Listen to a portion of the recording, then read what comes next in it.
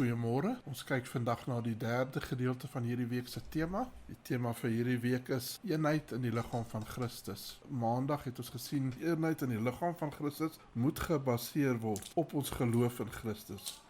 Hy is die hoeksteen, hy is die fondament waarop ons eenheid moet bou.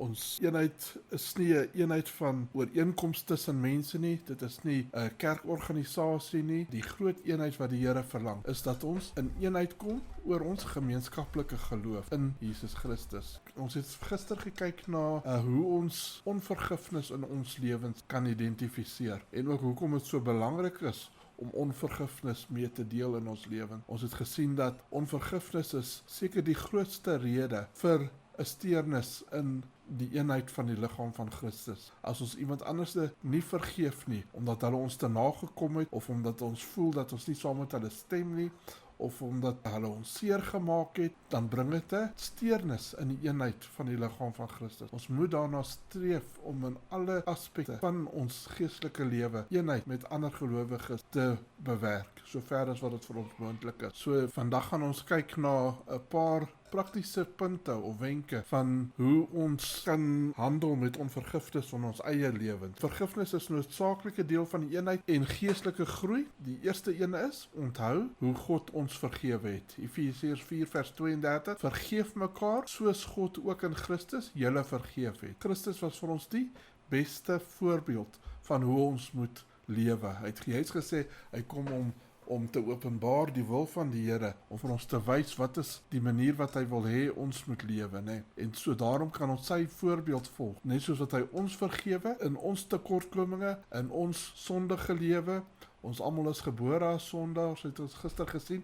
Kolossense 3 vers 13, verdra mekaar en vergewe mekaar as die een teen die ander klag het. Soos Christus julle vergewe het, so moet julle ook doen. Hy het vir ons die pad gewys van wat ons moet doen om 'n eenheid in die liggaam van Christus te bewerk. Die tweede punt is ons moet bid vir die persoon wat ons skade aangedoen het. Dit help ons om bitterheid te oorwin, en dit kweek 'n gesindheid van liefde in ons teenoor daai persoon as ons vir hulle bid. As jy voel jy te wrok teen iemand, bid vir daai persoon en bid totdat daai wrok heeltemal gebreek is in jou lewe. As ons vir 'n persoon bid, beteken dit nie dat ons goed praat dit wat hy gedoen het nie. As ons iemand vergewe, beteken dit nie dat ons goed praat wat hulle gedoen het teenoor ons of teenoor iemand anders nie. Dit wys wel dat ons onsself vrymaak van die nagevolge wat hy gedoen het. Ons almal doen daagliks nog steeds verkeerd. Ons almal maak daagliks dalk nog ander seer sonder dat ons dit eers besef. Bid vir daardie persoon wat jou skade gedoen het. Matteus 5 vers 43 tot 44 sê Jesus, julle het gehoor dat daar gesê is, jy moet jou naaste lief hê en jou vyand moet jy haat. Maar ek sê vir julle, julle moet julle vyande lief hê, seën die wat vir julle vervloek, doen goed aan die wat julle haat en bid vir die wat julle beledig en julle vervolg. Dis nie net 'n opdrag nie, dit is 'n sleutel om onsself vry te maak van onvergifnis. Dit is 'n sleutel om vir onsself te laat beweeg in die vrede en in die vreugde van die Here in. Lukas 6 vers 27 tot 28, maar ek sê vir julle wat luister, julle moet julle vyande lief hê, doen goed aan die wat julle haat, seën die wat vir julle vervloek, bid vir die wat julle beledig. Die derde praktiese wenk wat ons kan aanwend, is dat ons moet besef dat vergifnis ons vry maak. As ons nie vergewe nie, hou dit ons gedagtes, dit hou ons lewe besig met daai verkeerde gedagte, met daai negatiewe gedagte. En ons gaan nooit oor tot die goeie te bedink nie. Ons gaan nooit oor om in vrede in te beweeg nie. Ons gaan nooit oor om in dankbaarheid te lewe en te funksioneer nie. So dit het 'n direkte impak, nie net aan ons gedagtes nie, maar ook in ons aksies teenoor ander. Dit het ook 'n direkte impak in ons verhoudings met die wat ons liefhet. 'n Onvergewensgesindheid hou ons gevange, terwyl vergifnis vryheid en genesing bring. Johannes 8 vers 36, as die Seun julle dan vrygemaak het, sal julle waarlik vry wees. Ons moet toelaat dat Jesus ons vrymaak. Ons moet toelaat dat hy ons genees. Ons moet toelaat dat hy ons help om ontslae te raak van daai onvergewensgesindheid.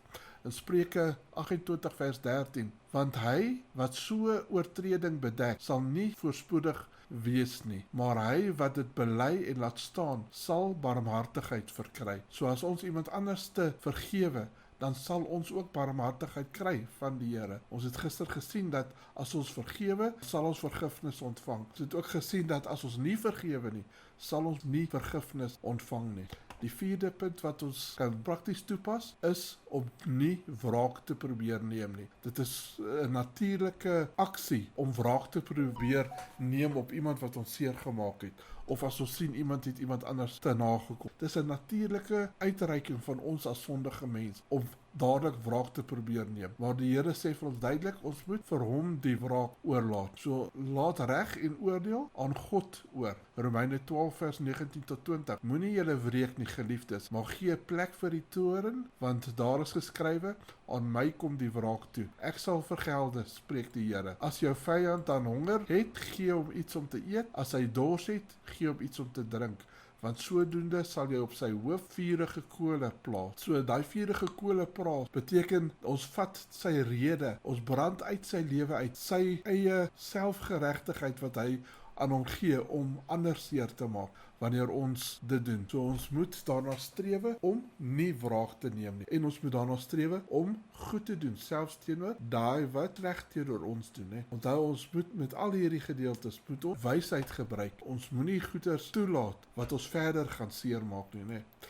Spreuke 20 vers 22. Moenie sê ek sal kwaad vergelde nie. Wag op die Here, hy sal jou verlos. Ons moenie sê ek gaan kwaad vergelde nie. Ek moet wag op die Here sodat hy my sal verlos. Die 5de punt is soek versoening indien moontlik. Hy sê as dit veilig is en reg is, ons die oorsaak wees dat daar nie versoening kom nie. Ons moet nooit die oorsaak wees van ons kant af hoekom ons in afsondering of wegbly van iemand. 2 Korintiërs 5 vers 18 tot 19. En dit alles is uit God wat homself versoen het deur Jesus Christus en ons die bediening van versoening gegee het. Naamlik dat God in Christus die wêreld met homself versoen het deur hulle hul misdade nie toe te reken nie en die woord van versoening aan ons toe te vertrou. So hy vertrou die bediening van versoening aan ons toe. Hy wil hê ons moet versoening probeer verwerk so ver as wat dit vir ons moontlik is. Ons moet altyd daarna streef. Maak nie saak hoe moeilik dit lyk nie, maak nie saak hoe iemand ons in die verlede seer gemaak het nie. Matteus 18 vers 15. Maar as jou broer teen jou sondig, gaan bestraf hom tussen jou en hom. Hierdie bestraf is nie 'n uitskel nie, maar dit beteken jy kan vir hom gaan sê, kyk jy het my seer gemaak. Daai persoon is dalk nie eens bewus dat hy jou seer gemaak het. So as jy hom sê, kyk jy het my seer gemaak, dit wat jy gedoen het is verkeerd. Tussen hom en jou, nie voor almal nie. Nee, ons moet met hom die saak gaan uitklaar, nee. Vers 5. As hy na jou luister, het jy jou broer gewen. So dis nie vir jou om te gaan skinder by iemand anders nie. Daai persoon doen dit en daai persoon doen dit verkeerd nie. Gaan sê vir daai persoon wat vir jou seer gemaak. Die 6de punt, kies om vergifnis te leef. So vergifnis is 'n strewe, soos ons ietsie wat ons na streef. Dit is 'n stryd wat ons voer om vergifnis te lewe. Dit is 'n daaglikse besluit om nie in woede en wrok te koester nie. Lukas 17 vers 3 tot 4 sê, pas op vir jouself as jou broer teen jou sondig, bestraf hom. En as hy hom bekeer, vergewe hom. En as hy 7 maal op 'n dag teen jou sondig en 7 maal op 'n dag na jou terugkom en sê, ek bekeer my, moet jy hom vergewe.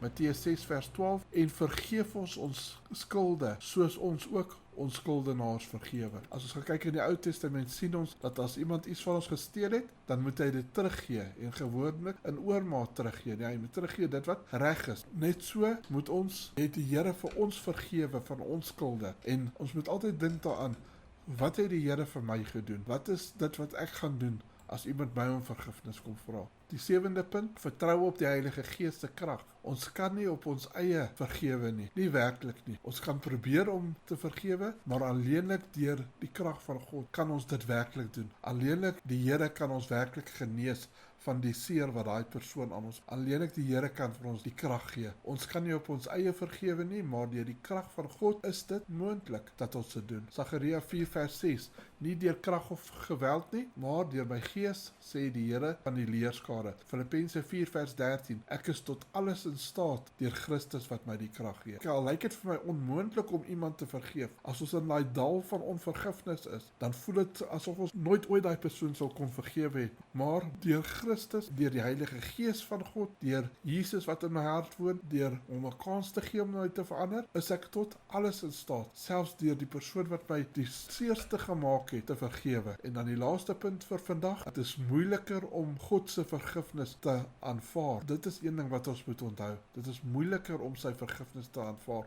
as ons nie vergewe nie. Ons gaan onsself gaan meet. Here, vergewe my. Ons moet daagliks vir die Here vra. Here, vergewe my vir dit wat ek vandag verkeerd gedoen het. Vergewe my vir dit wat ek gister verkeerd gedoen het. Vergewe my vir dit wat ek in my verlede verkeerd gedoen het. En vergewe die wat teen my verkeerd gedoen het. Vergewe my voorvaders. Vergewe die wat in die verlede ietsie gedoen het om my onder 'n vloek te bring of om my in pyn te bring. Matteus 6 vers 14 tot 15. Want as julle mense hulle oortredinge vergewe, sal julle hemelse Vader julle ook vergewe. Maar as julle die mense hulle oortredinge nie vergewe nie, sal julle Vader julle oortredinge ook nie vergewe nie. Markus 11 vers 25. Wanneer julle dan staan en bid, vergewe as julle iets teen iemand het, sodat julle Vader wat in die hemel is, julle ook jul oortredinge kan vergewe. Die Here, al wil die Here hoe graag ons oortredinge vergewe, hy kan dit nie doen as ons nie ander vergewe nie. So wanneer ons ander vergewe, dan laat ons die Here toe om ons te vergewe.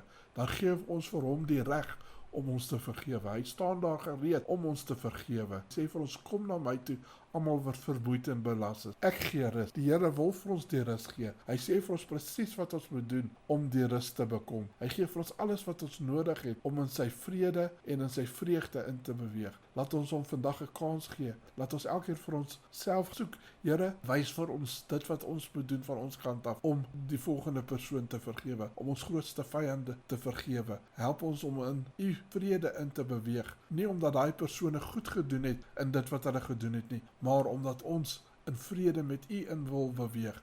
Dit is wat u van ons verwag en dit is die groot sleutel van vergifnis in ons eie lewe. In Jesus naam. Amen.